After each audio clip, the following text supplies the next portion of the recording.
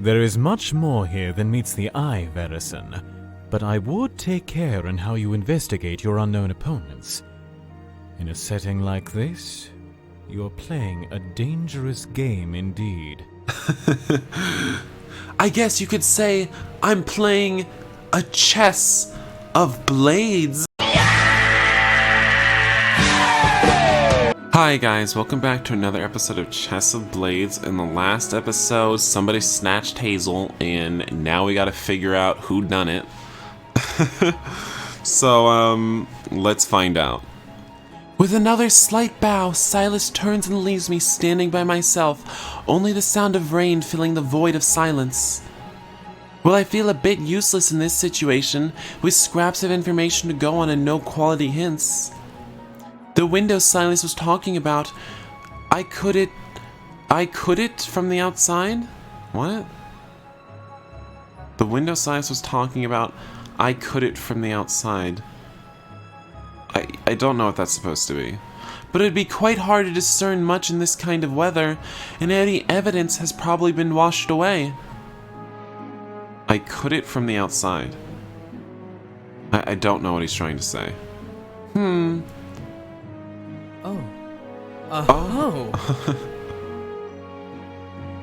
Why is he gonna pull out a Miss Yuri laugh? An idea suddenly comes to my mind. The culprit may have escaped from the window, but there's no guarantee they went all the way down to the ground. If there's a room directly below where the servants' quarters are, it could potentially have been part of the escape route. That means it would have been on this floor. Suddenly feeling re-energized, I prowl along towards the nearest hallway entrance, slipping to the dim corridor. Silas said the north side.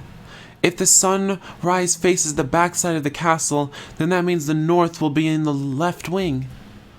I head left from the main hall, searching for rooms with windows in them. However, none of them really look suspicious. Well, it's a long shot as far as guesses go, but I wasn't really given a lot to go on. It's also surprisingly empty in here. I wonder if all the servants are upstairs. After peeking to another room, something inside suddenly catches my eye. Stepping into the chamber, I approach it with an odd stare. I see you decided to make an appearance here after all. On the wall before my eyes is a portrait of my father. Oh, he's looking pretty damn good. He's looking pretty damn good, Rivian. What's the problem? He looks really young. Well, I mean, sure, when the portrait was taken, he was really young. He's probably an old man now. He stares back at me with the same unamused expression as in real life. I'd forgotten how much he and I look alike. Oh, who's this? As my eyes drift along the wall, I notice it's not just a portrait of my father. Is that the king? I'm assuming. There are regal portraits of the king's other advisors, as well as a large one of the king himself. There's also a number of maps scattered around the floor and on the shelves, showing the kingdom in different stages of expansion. The king and, could the king and Silas's, not Silas's father, Rivian's father have been together? I think so, guys. I think that might be some hidden lore. Did I just discover it? Is this the king's memorabilia room or something? This isn't even his permanent residence, so maybe it's more of a storage room. Oh? What's this? One of my boots kicks something solid off the ground, and I glance down to see what it is. Something small and shiny. A silver key? Wait, a key? A clue! Jinkies! I hastily bend down to pick it up. Oh, but then suddenly, someone thrusts at my backside with their crotch. What in the shit? Was that a knife? It just went whizzing past my head. Oh no! It was worse than I imagined. My eyes shoot up just in time to see a dark figure running past the door. Wait just 1 second, you little piece of...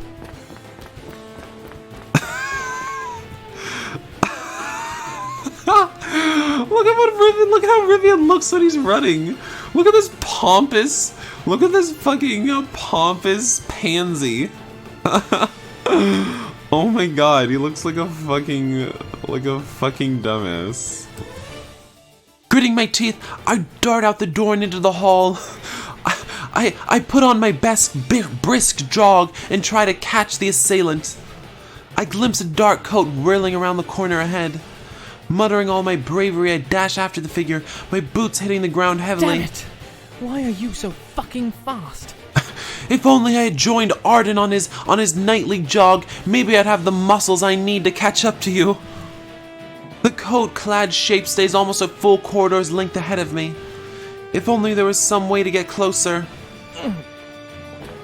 Deciding to risk it, I sprint into the nearest side chamber, praying for a shortcut. The rooms look like they connect, so if I can just make it through here. Yes! An exit back into a corridor. I hurry through, quickly glancing to my left and right. There you are, you cheater bastard. Listen to how breathy he is. Just as I'm about to dart after the dark figure who I glimpsed down the hall. Help! No, I should ignore it. This is my only chance to figure out who. Help! Please! Damn. We can't ignore it. We have to follow the voice. You keep running. I'll get you soon enough, you long-legged freak. Unable to ignore my conscience, I turn and dash in the direction of the voice. When I get close enough, I hear a whimper from one of the rooms, so I immediately rush inside. Before me is... So cute, Ali. You wanna come play with me later? No! Miss Celeste! Please! Were you not even in trouble? God damn it, you stupid fucking idiots! It's that boy from last night who knocked on my door. He's getting cornered against a wall by Celeste. Sorry. Did I intrude on something? Both of them quickly turn to me, their faces struck with a similar surprise. No! Please, help me! Oh, hello, Vivian.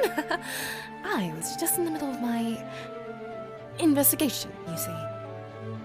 With an innocent little grin, she rocks on her toes a bit and gives me a happy nod. My friend Alistair says he knows something about the culprit, but he can't tell me, so I was trying to drag it out of him. It's not like that. I really can't say anything. The boy Alistair trembles a little as Celeste shoots him a skeptical look. Look, I came over here even though I was in pursuit of the assailant, so you tell me what I want to know about this suspicious character, or I'll kick your fucking ass. Well, true or not, your interrogation methods seem to leave a bit to be desired, Celeste. Maybe he should go to the guards instead. Yes, I'll do that. Thank you. Before I can even ask him anything, Alistair darts past both, Celeste and me, shooting out into the hall like some kind of terrified deer. Huh? Celeste gives me a clearly annoyed pout, probably for having interrupted her. I thought we were supposed to be working together, Vivian. You're sabotaging my methods, you know. Well, excuse me, I was just chasing after someone who tried to knife me and decided to take a little detour down this way. What? Someone tried to kill you?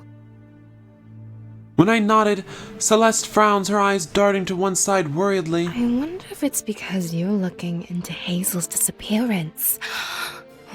In that case, it might come after me next. Thanks for your concern. Yes, I'm fine. No injuries. Oh, that's good.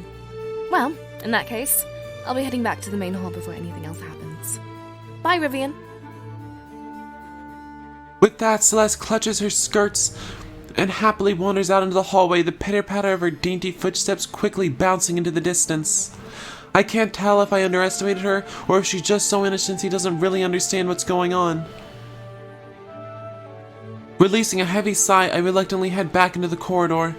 Well, now that I've thoroughly lost the culprit, I might as well go get that thing in the storage room. I'm sure it's still there. I mean, I'm sure no one has retrieved it in this time.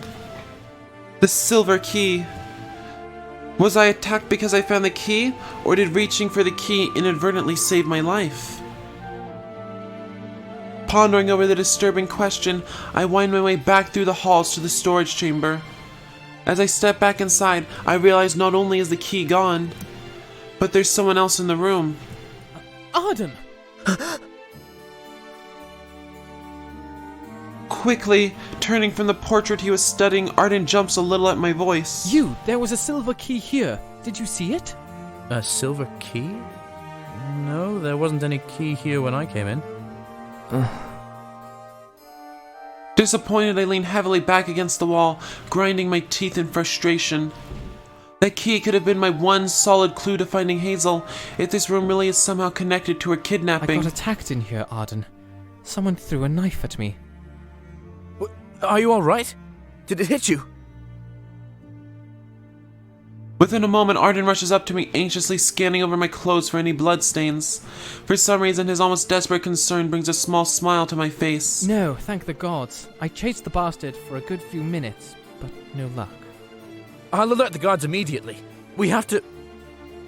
I place a hand on Arden's shoulder, firmly shaking my head. That's no good, Arden. Let the guards look for Hazel. Whether her kidnapper and my attacker are the same person or not, I can't say for sure. But maybe I can lure them out if the guards aren't already on their tail. That's too dangerous, Riv. I can't let you risk it. What, you don't have any faith in your childhood friend? I thought friendships were based entirely around trust. Yeah, that friendship I totally disregarded and told you just pretend didn't exist. Yeah, that friendship, yeah, I'm referring back to that. It's like Rivian is just kicking him while he's down. Nah. I guess I might have sounded like some kind of apology or backpedaling from last night. I definitely don't need to apologize. Maybe I should call him some names or something like that so he doesn't think it was an apology. Riv. He suddenly pulls me into a tight embrace, his arms curling warmly around me. I never really realized before, but he really did get stronger from his training. It's easy to tell just how powerful his embrace is now compared to back then. Then, let me keep you safe. Will you forgive me then? For whatever it was I did? What you did? The reason why you're so cold to me now. It's something I did, wasn't it? 4 years ago. Back before I left. He pulls back from the hug, just enough to gaze down at me with a look of pain and confusion in his eyes. I didn't know he was affected that much by it. I've given the cold shoulder to a lot of people, but Arden seems to care more than anyone. Never mind that for now. Just stay by me and be my little guard puppy, understand? I ruffle his hair with one hand, unable to contain a smirk at his determined nod in response. I swear, by my honor as one of the royal guardsmen, that I... Yes, that's plenty out of you. I get the idea, thanks. After stopping Arden's excited stream of words by placing my palm over his mouth, I slid out of his arms and stepped towards the door. Come on, let's go look around some more. I'm going to find that key and that girl, I swear. Together with Arden, I head back into the main hall, still a little uneasy, but more confident with an eager watchdog at my side. After we return, we join a group of guests lingering by the buffet table. I idle nibbly at some brunch. I think it's brunch, although it's hard to tell the time of day in this weather, while trying to extract any information I can get from the other nobles. Arden murmurs under his breath to the guards standing nearby, keeping an eye on me all the while. Eventually, though, I realize I'm wasting my time talking to the uninterested crowd. I finish my plate and motion for Arden to follow me upstairs, exhaling a frustrated sigh. Did you learn anything? Only about Mrs. So-and-so's husband's gastronomy habits during summer holidays. How about you? He ruefully shakes his head as we climb the stairs, looking disappointed. The guards almost apprehended a man this morning because he seemed shady, but Emily told them she was just talking to him prior to the kidnapping. I think they're getting a bit desperate, honestly. The king's given strict orders that the culprit must be found quickly. He probably doesn't want this leaking out as a rumor when everyone leaves. It wouldn't be great for his reputation, would it? Don't attend the king's parties or you might be next. We We reach the top of the stairs and I pause, unsure of what to do next. Well, maybe we should. Riv? What's wrong? Striding towards us is probably the most impressive looking man I've ever seen in my life. Tall, broad-shouldered with a musculature to rival Franz. In fact, I feel like this man could probably tear Franz in half. He stops in front of Arden and me, and I suddenly feel very small. Can we help you, sir? Two blue eyes glare at me for a long moment, and I wonder if they're the last thing I'll see before I get punted off the balcony. Then, suddenly, he laughs.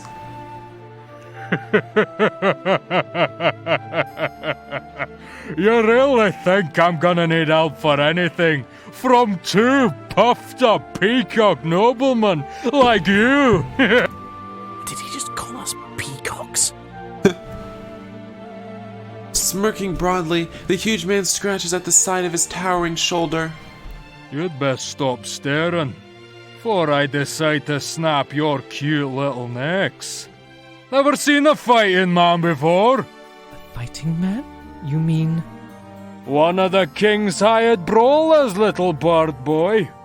Had a match today, but all the damn games were called off because of the bloody rain. Ooh, I was gonna turn his puny head into a nice pulp. Grumbling to himself, he grinds the fist of one hand into the palm of the other, venomously staring out at the window. I remember now, one-on-one fistfights were going to be part of the games today, as well as jousting and fencing bouts. Well, that would have made for some entertainment, all right. Do you have a name we could call you? What, you wanna know so you can send me love letters like all the girls who watch me? Is that it? Arden bristles at my side, but I grind my heel into his shoe so that he doesn't do anything stupid. Not quite like that. I just like watching brawls. So if the game goes on tomorrow, I'd want to know who to watch. The mountain of a man narrows his eyes faintly at me.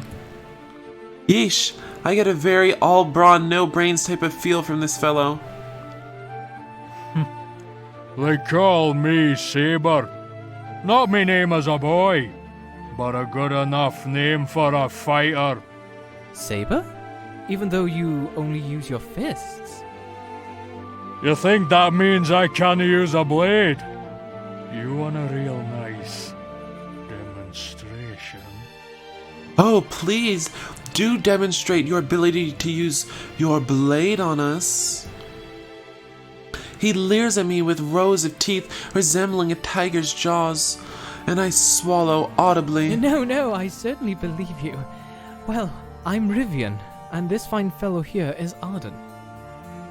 When I motion over to him, Arden forces something that barely resembles a smile, looking far more like a grimace. You're not for smiling, eh? What are you doing wandering around anyways? We're looking into Hazel's kidnapping. You haven't heard any news about it, have you? Sabre's expression shifts slightly, betraying momentary surprise, although he soon gives a grim shake of his head. Only that four-eyed inquester boy's been sniffing around for clues. Bastard with a smug face. Inquester? I think he meant to say inquisitor. It seems he has trouble enunciating. The oafish brute. Sabre must mean Linnaeus. I see he's already on good terms with the local populace.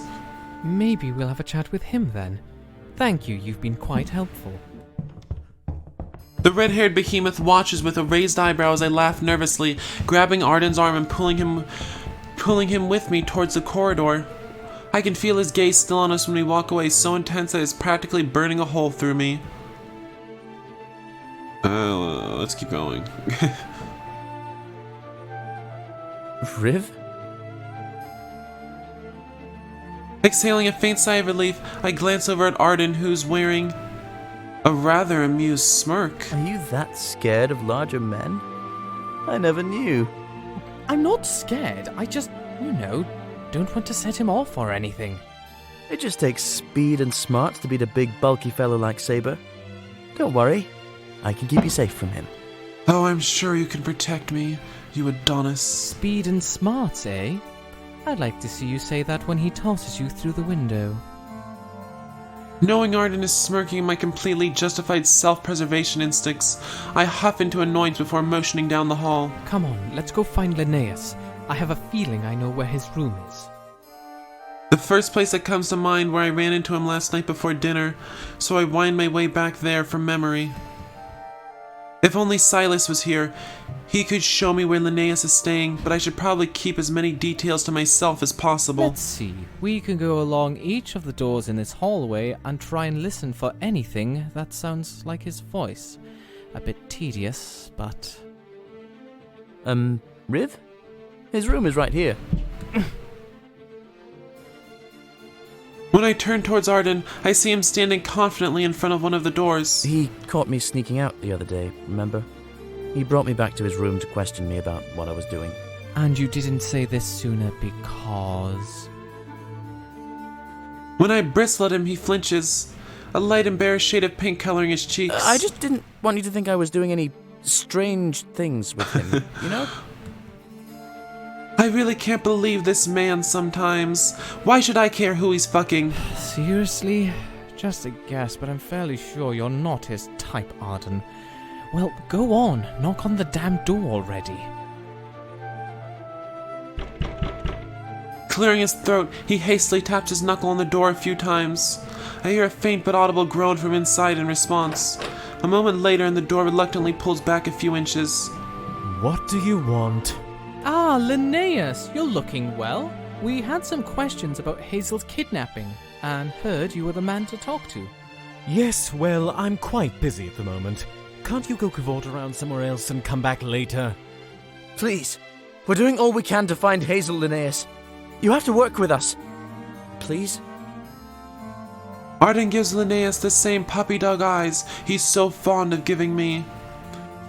Wasn't I supposed to be the only one he used those on? Not that I'm jealous or anything, Baka. Fine. I will entertain your idiocy if it makes you leave faster, but only for a few minutes. Sighing heavily, Linnaeus opens the door all the way and impatiently waves us inside. His room is very office-like compared to mine, almost like a miniature library, although standard bedroom furnishings are still present. A few elegant coats are laid out over a set of drawers nearby, and I eye them curiously. Couldn't decide on what to wear, Did you come to make comments about my superior fashion sense? Or are you here to ask pertinent questions about the matter at hand? Without so much as offering us a seat, he closes the door and turns to watch us expectantly, his nose wrinkling a little. I glance at Arden, but now that he's won us a few moments of conversation, he seems content to stand by my side and let me do the talking. Well, I guess I don't keep him around for his oratorical skills. About Hazel, I think I figured out her kidnapper's route.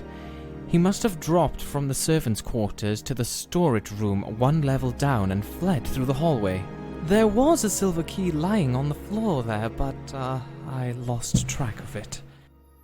You lost track of it? Unfortunate circumstances occurred. I had to leave the room momentarily and came back to find it gone. It was definitely there, though. Linnaeus stares at me in disbelief, as if I somehow transcended the boundaries of mortal stupidity. Eventually, though, he pinches at the bridges of his nose and shakes his head faintly. Gods have mercy. Well, if things truly line up the way you suggest, then it is possible that key will lead us to wherever Hazel may be. However, there are some disturbing possibilities as to the kidnapper's motives that I have been investigating. Disturbing possibilities? Linnaeus grimaces, his eyes flashing darkly behind his eyes. He walks past me for a moment, approaching his desk and picking a book off the surface, offering it in my direction with a curl of his lip in distaste. I flip it open curiously and notice a specific page is marked. The Disciples of Ignatius. When I read the ominous-sounding name, Linnaeus nods his head gravely. Correct. It is an organization, a cult essentially, that seeks to undermine unjust rulership and political alliances in pursuit of total anarchy. They usually employ blackmail and ransoming, although rituals are not unheard of. This type of behavior is very much in line with their past actions, and so I suspect one or more of their members is the guilty party we seek. The disciples' aim is likely to create feelings of ill will between the king and his important foreign guests, since foreigners are most suspect in crimes like these. He frowns then, adjusting his glasses with a look of puzzlement. It is strange, however, that Hazel was kidnapped, and not someone more important to relations. Say Miss Celeste, who is one of the ambassador's daughters. Wait, she's... An ambassador's daughter? Linnaeus unamusedly glares at us when Arden finishes my shocked sentence. There was something that seems different in Celeste's appearance and mannerisms, but I wasn't quite able to place it before. It makes sense now. Indeed. She seems a much more suitable target. However, it is possible that the maid knows something else. I had the sense that not all was as it seemed with her. You may take that book, as I have another copy with me. Any further questions you have are better directed to Demily, for I know little else. I doubt you'll be able to catch her until tomorrow, as she's currently being kept under the guard's protection. The poor maid. An uncomfortable feeling of apprehension wells inside of me. There is much more here than meets the eye, Verison, but I would take care in how you investigate your unknown opponents. In a setting like this, you're playing a dangerous game indeed. I guess you could say I'm playing a chess of blades.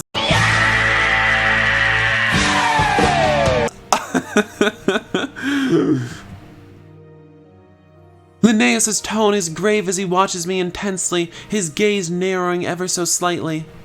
For a brief moment, the corners of his lips curl ever so slightly upwards, making his expression all the more cryptic.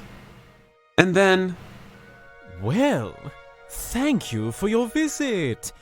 It's quite time for me to return to my work, so shoo-shoo, ta-ta, out you go. Quickly recovering, Linnaeus ushers a half-shocked Arden and me out into the hall, giving us a brief wait before slamming the door shut behind us. Well, that was not the information I was expecting to receive. That makes two of us. I glance down at the books in my hands, its pages still open to the cult's crest. Celeste is an ambassador's daughter, but they took a maid's daughter instead? Something here is definitely not right. Arden, I have a bad feeling about this. Biting my lip, I grab Arden's hand and break into a half-jog towards my room. He stays silent as he hurries along behind me, which just shows how serious he perceives the situation to be. When we're inside, I close and lock the door, but I hesitate. Okay guys, I'm gonna end the episode here, but thank you all for watching, and I just want to point out that if this was Camp Buddy, we'd be having sex right now. We'd be having sex with Arden right now. We really would though.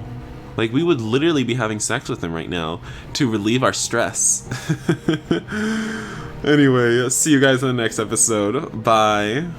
Hi guys, I just wanted to let you guys know about my Discord I have. I'm chatting in there, a lot of other subscribers are chatting in there, and it's a lot of fun. And I really recommend pasting the Discord link in here instead of just clicking on it in my YouTube comments. Sometimes Discord can be a little bit weird when you click on the link, so I recommend just copy and pasting it in here. And you have to be over 18 to be in this Discord though, guys, so please do be aware of that. If I find out you're under 18, I will ban you, I will kick you. And all you have to do when you get to this page is type -agree. After you read the rules and agree to the rules, just type a -agree. That's really important. It's a dash and then an agree. No spaces. If you just type that, you'll get full access to the Discord. And there are 58 people who can't figure out how to type dash agree. So don't be like them. All right, guys, I hope to see you in the Discord. Bye.